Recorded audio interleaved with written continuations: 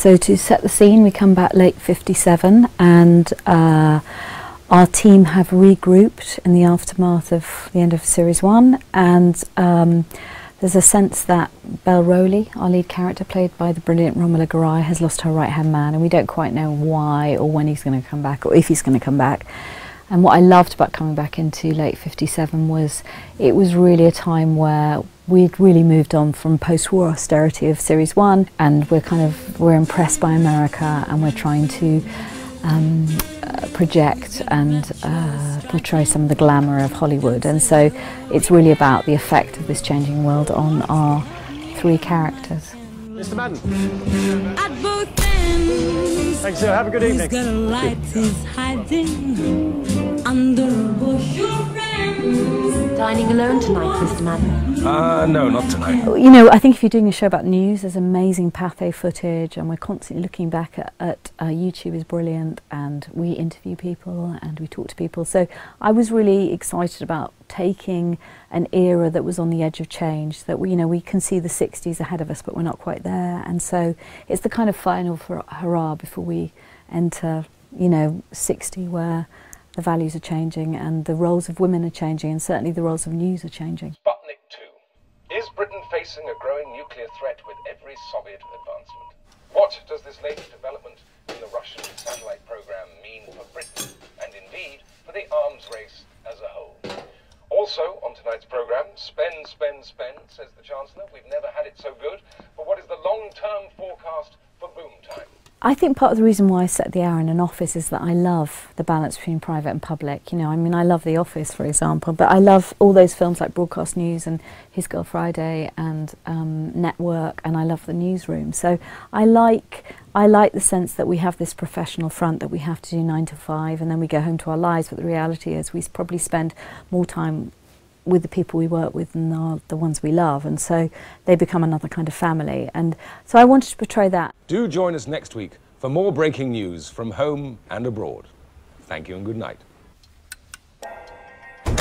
And we're clear. Thank you, ladies and gentlemen. Drop that second paragraph. The main points were, I think, still well made. I said if he cuts my work again, and I will not play nice anymore.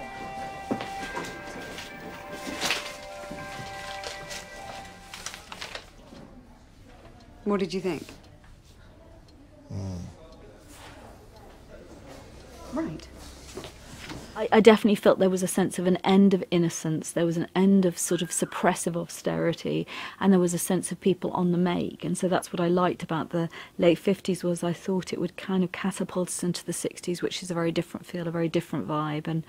And I was very drawn to those kind of gangland families that you saw. There was a huge Maltese family based in Soho at the time, which were quite a model for this series. And it was, it was also about huge issues about immigration and the kind of rise of the immigrant coming in and making money. And I thought there were huge resonances with 21st century as well. So I think I was drawn to that.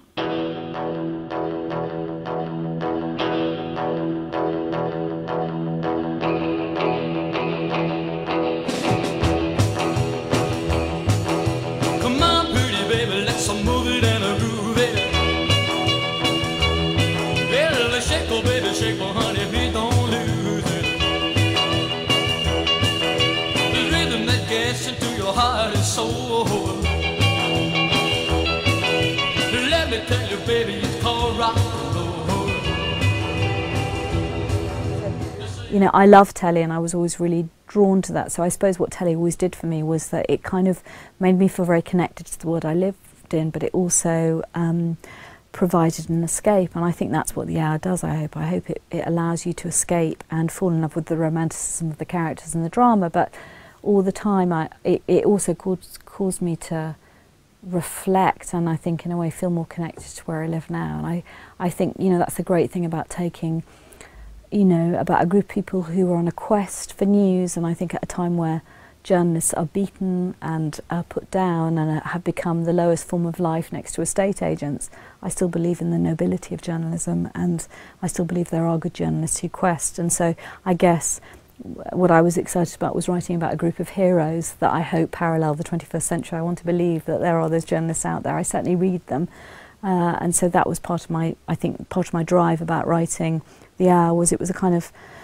response, backlash, determination to write about, you know, the articles that I wrote in the newspaper. I read, you know, 4 or 5 newspapers a day. I love news. It's probably my favourite form of entertainment. And so to write about the people who work in it, be it now or in the past, is, I guess, a kind of privilege.